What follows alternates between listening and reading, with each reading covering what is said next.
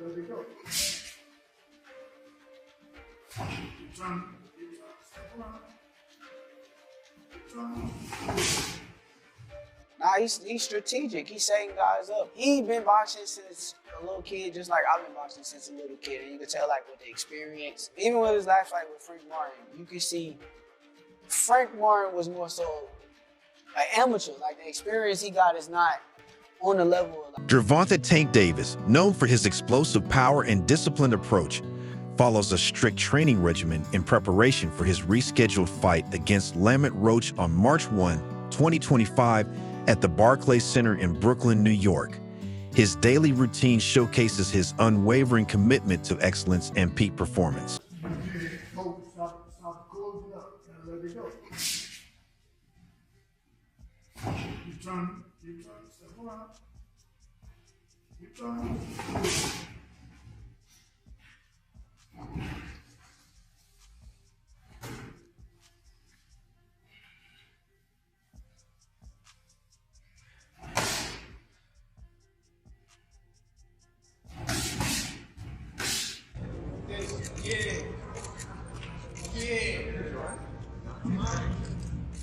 All day, man. All day. Easy work. Easy work. Alright guys, right in the front right here. Front press there. Easy work, man. Come on back down here, please. Back to the camera in the back. All in the back of the line. Davis begins his day before dawn, typically around 11 a.m., starting with hydration by drinking a liter of water to kickstart his metabolism and ensure optimal hydration. He then spends 15 minutes stretching and doing light yoga to improve flexibility and prepare his body for the day's demands. During this time, he maintains a distraction-free environment, focusing entirely on the tasks ahead with unwavering concentration and commitment.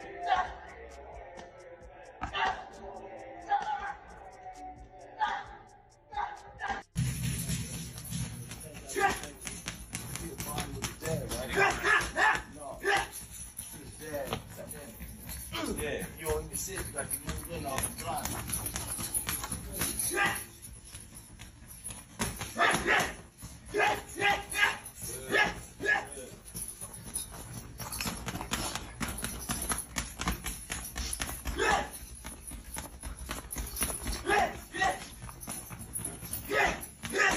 Davis moves to the boxing gym for skill-focused training, starting with 3 rounds of shadow boxing to refine technique and movement.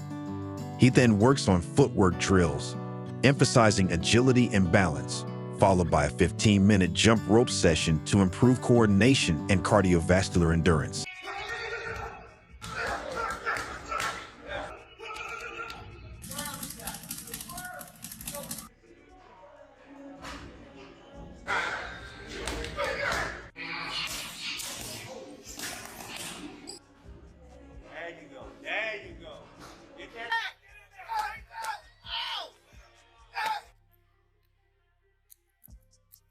Good.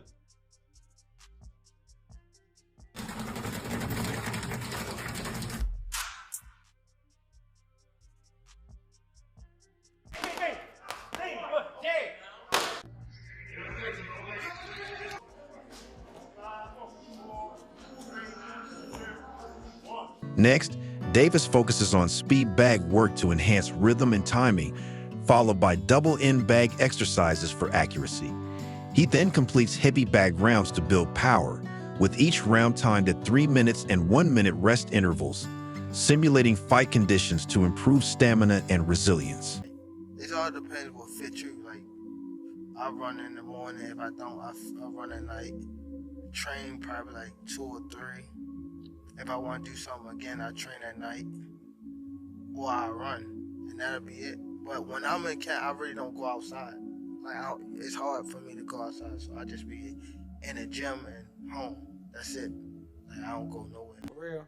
Okay. So I do it for myself, but I do it for the people with me. My whole family is from DC. My whole family, like my entire family. Don't bring them. For what? Bring them. For what? Don't bring them. I'm telling you, They don't gonna bring 'em. celebrate with me. You hear Don't me? bring them. It's gonna be a party And on your floor. I'm gonna let y'all know something. His father was up here It's shaking it's on gonna the what's be- the name? He was shaking on the Pops. On the Oh. what? on the my what? kids. He was shaking on this thing. On Hey, my Pop, kids, he was never. shaking. Don't say, Never. bro. Let's Tell cap. me.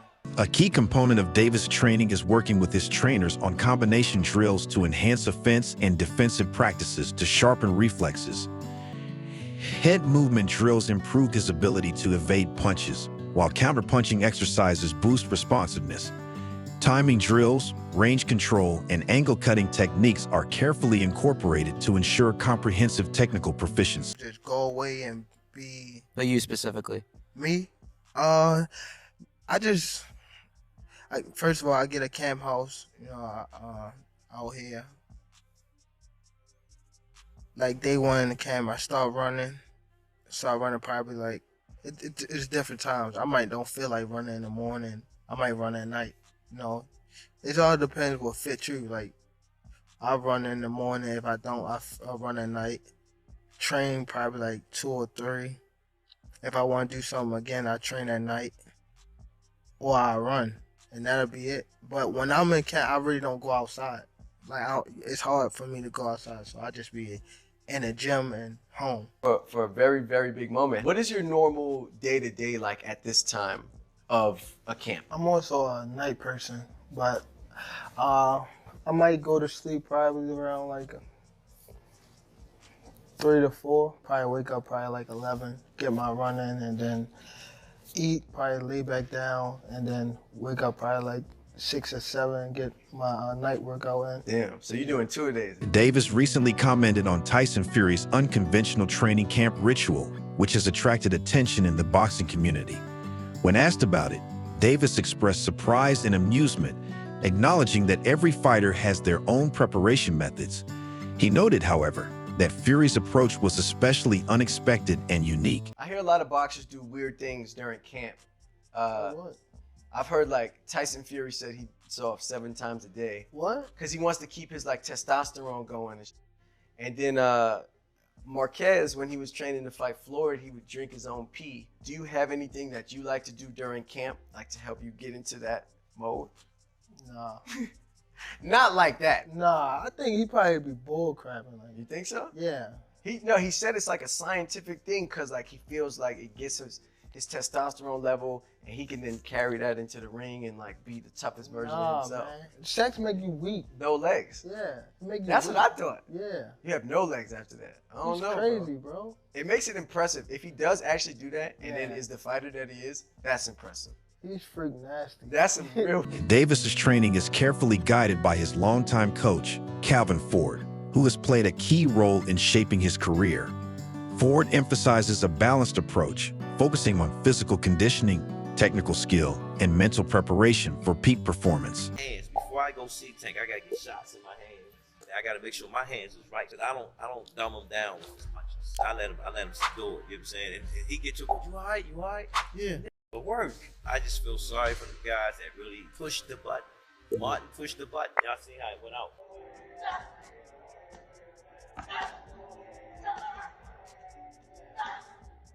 In interviews, Ford has emphasized the importance of discipline and consistency in Davis' regimen.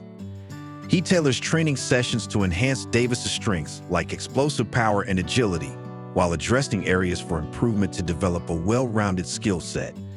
Ford's training philosophy includes intense sparring, strategic game planning, and cultivating a strong mental attitude, all aimed at preparing Davis for the unique challenges posed by each opponent. Has been able to solve Tank Davis. What do you need to do together with you and your team and obviously your son to score that victory? We got a game plan. We're gonna execute it, and we're gonna get the results. Move that head, bob and weave, bob and weave. Hey, that go both ways. That go both ways. Bob and weave. Tank, what is Lamont gonna learn March 1st inside that ring here at Barclays Center? Bob and weave, bob and weave. You got bob and weave.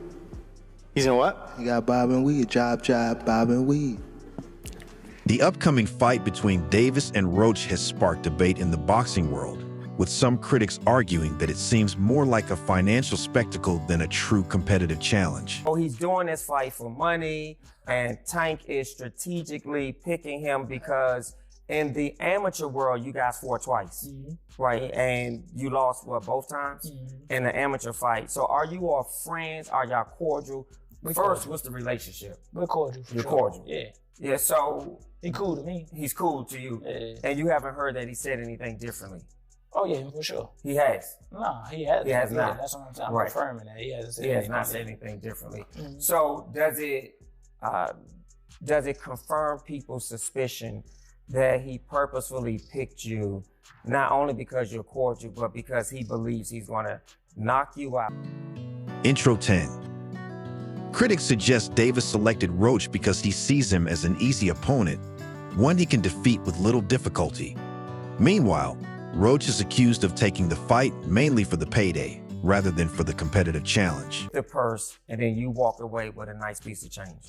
I mean, you're in the wrong game if you don't think you're going to beat everybody. Like, anyway, but if you're saying specifically pick me because I'm going to be an easy cakewalk, Yeah. everybody in the world knew that's not going to happen. I mean, like, that's not going to happen. Him personally, you know that. I think he chose me because I am going to be one of the better opponents that he's faced in his entire career, honestly. Really? Yeah. A boxing analyst, Showbiz the Adult, recently expressed his disappointment over the Tank Davis versus Lamont Roach matchup, calling it a mismatch. He argued that top fighters in the division are avoiding Davis, forcing him to face less competitive opponents like Roach. Showbiz believes this lack of top competition detracts from Davis' career progression. Here's my take on the fight. Everything is true about this situation.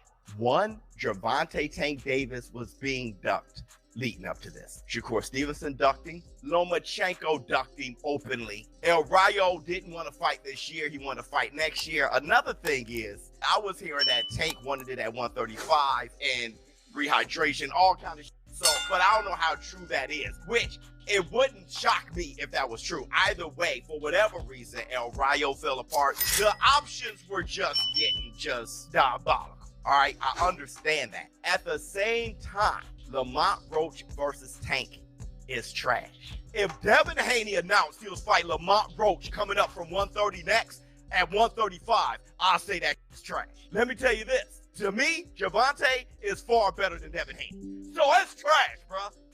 It's trash. Lamont Roach agreed with Showbiz' point, suggesting that if Tank Davis were truly seeking a competitive fight, he could have chosen to face higher weight class fighters like Canelo Alvarez instead of Roach. However, Roach noted that the idea of Davis fighting Canelo is unrealistic, as Canelo competes at 168 Obs in the super middleweight division. It was so easy when he fought Frank Martin. Frank Martin was inexperienced and nervous. You know, it is what it is. It's going to be a different fight when I'm in there. He's going to be a different fighter when he's fighting me. What's your game? What was that? I'm always looking for a knockout.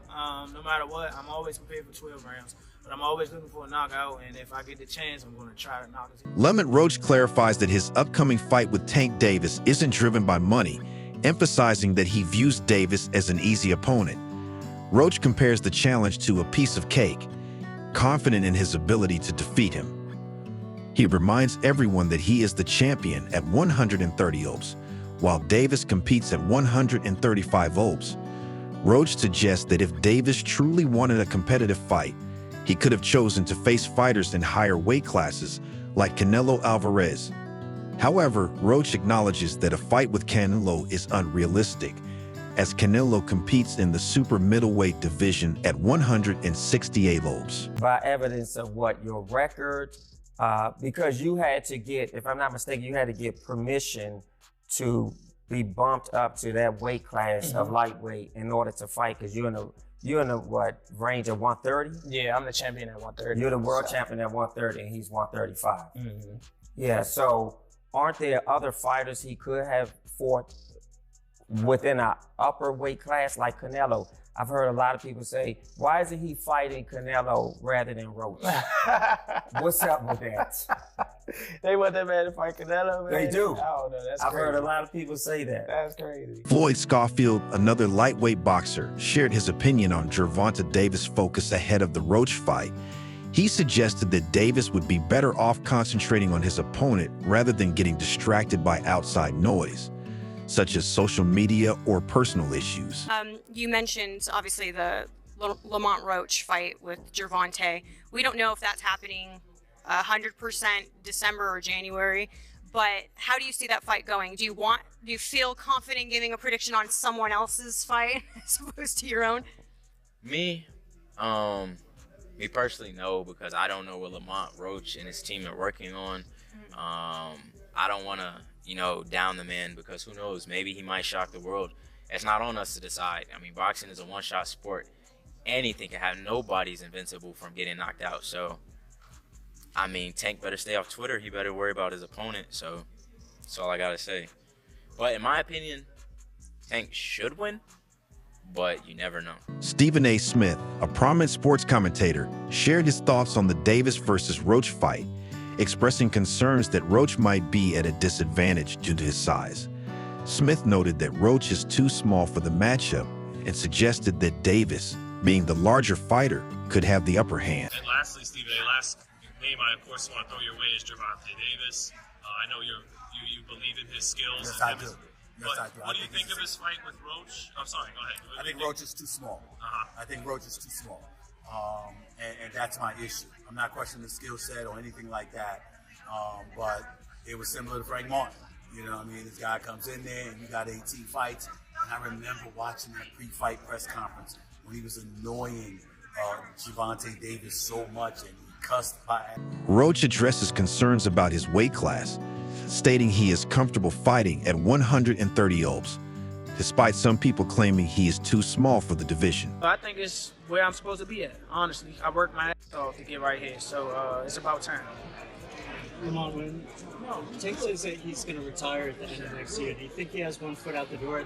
Yeah, for sure. I think that was a mistake for him to say that, especially in front of me. So, I'm going to just take advantage of him and show him why he shouldn't have said that or why he shouldn't be contemplating that. When he talks about you not bringing your family, what goes through your mind when you hear him say that? I ain't worried about that shit. Roach posted on his Instagram story, "They keep asking me for it." He said that, "Not me. I'm locked in, ain't changed." March 1st, Brooklyn. Obviously, Tank isn't the biggest 135-pounder. Everybody fights is damn near bigger than him. Then the only person that was smaller than him was Pitbull. You know what I'm saying? Like, and that's just in height and stature. He was, technically bigger than Tank too. But Tank is comfortable at 135, so I don't blame him for fighting that way. But he's not a big 35. I don't see why people like, oh, you brought up a smaller guy, woo-de-woo, blah, blah. I mean, like, to me personally, I'm not studying that. You know what I'm saying? They're going to keep saying that. They're going to keep saying that. You know what I'm saying? I fight at 130 because that's what I campaigned at. That's why I started my career. That's where I campaigned. That's why I worked my way up to a world title. And that's what I was going to do. My plan was always to move up to 35 and win another title. So it just happened a little, a little earlier than normal. Yeah. But, I mean, you fought at 35 before. It was just, so technically, them wasn't just 35 fights. When a boxer starting their career, you don't necessarily have to make 130 pounds because we're not in title contention or none of that. So the opponents that I was getting, the opponents that were there or were available, the opponents that were selected for me were probably bigger or they just couldn't make. Do you believe the upcoming Gervonta Davis versus Lamont Roach fight is a must-watch event, or does it seem like a mismatch? Share your thoughts in the comments.